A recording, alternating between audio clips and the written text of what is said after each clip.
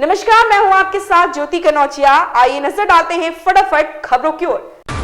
राज्य सरकार ने सोमवार देर रात 7 वरिष्ठ आईपीएस अधिकारियों का तबादला कर दिया। करीब 4 माह पूर्व कानपुर का कमिश्नर बनने के बाद लगातार विवादों में रहने वाले आरके स्वर्णकार को हटा दिया गया है। उनको सीतापुर में आर्म्ड पुलिस ट्रेनिंग कॉलेज भेजा गया। वहीं गोरखपुर के एडीजी जोन अखिल कुमार को कानपुर का नया पुलिस कमिश्नर बनाया गया है। भव्य राम मंदिर में स्थापित करने के लिए रामलला की 3 मूर्तियों में से एक मूर्ति का चयन हो गया है। केंद्रीय मंत्री प्रहलाद जोशी ने एक्स पर पोस्ट कर यह जानकारी दी। 3 मूर्तिकारों में से कर्नाटक के जाने माने मूर्तिकार योगीराज अरुण की बनाई मूर्ति पर मोहर लगी। हालांकि श्री राम जन्मभूमि तीर्थ ट्रस्ट के महासचिव चंपत राय ने मंगलवार को कहा है कि इस मामले में मैं अभी कुछ भी नहीं बोलूंगा। मूर्तिकार मंदिर समिति ही इस पर अंतिम फैसला लेगी।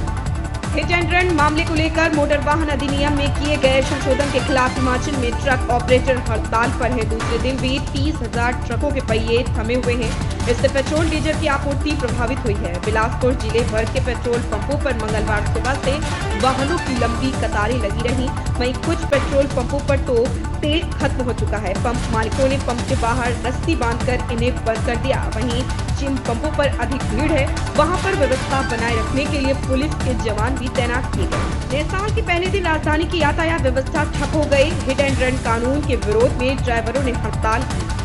पूरे प्रदेश में 4,652 बसों के चक्के जाम रहे। महज 852 बसों का संचालन हुआ। इससे पूरे प्रदेश की परिवहन व्यवस्था गड़बड़ा गई है। हर चौराहों पर लोगों की भीड़ जमा हुई। निजी वाहनों की इसमें चांदी हो गई है। उन्होंने मनचाहा किराया लेकर सवारियां ढोई। ड्राइवरों की हड़ताल शांतिपूर्वक नहीं रही। कई हिंसक घटनाओं की खबरें सामने आई। सवारियों की सुविधा के लिए चारबाग के एआरएम प्रशांत दीक्षित दोपहर में चारबाग बस अड्डे पर बसों का संचालन बहाल करवा रहे थे। इसी बीच संविदा चालक सरकारी बसों पर डंडे मारने लगे। रोडवेज ड्राइवरों से अभद्रता की गाली गलौज भी की।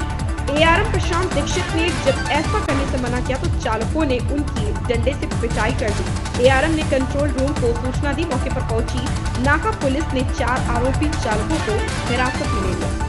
उड़ान के क्षेत्र में अयोध्या को अंतर्राष्ट्रीय पहचान भी मिल गई है। अंतर्राष्ट्रीय वायु परिवहन संघ ने महर्षि वाल्मीकि अंतर्राष्ट्रीय हवाई अड्डा अयोध्या धाम के लिए कोड जारी कर दिया।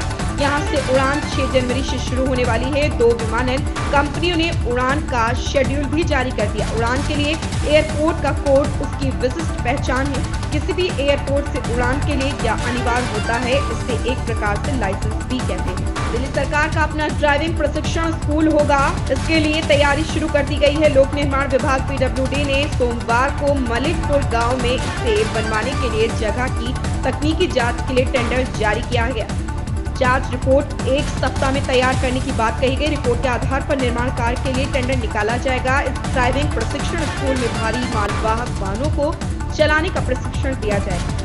नए साल की शुरुआत हार्ट को कपा देने वाली ठंड से हुई। सोमवार को सुबह 6 बजे के आसपास पंजाब, उत्तरी राजस्थान, हरियाणा से लेकर दक्षिणी उत्तराखंड, बिहार और पश्चिम बंगाल के उप हिमालयी क्षेत्र घने कोहरे की चपेट में नजर आए। लेकिन दिन निकलने के साथ धीरे धीरे कोहरा कुछ कम हुआ तो बर्फीली हवाओं के चलते पूरा आधा भारत शीतलहर की चपेट में आ गया।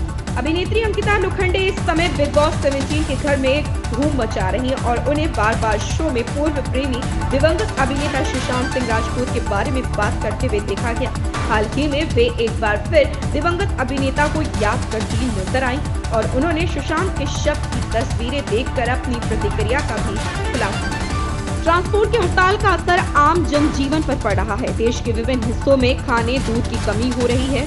वहीं देश के विभिन्न पेट्रोल पंपों पर लोगों की लंबी कतारें दिख रही। हड़ताल अगर लंबी खिंची तो हालात और भी खराब हो सकते हैं। बता दें कि देश भर के ड्राइवर हिट एंड रन को लेकर लाए गए नए कानून का विरोध कर रहे हैं। इन खबरों में बस इतना ही। बने रहें हमारे साथ।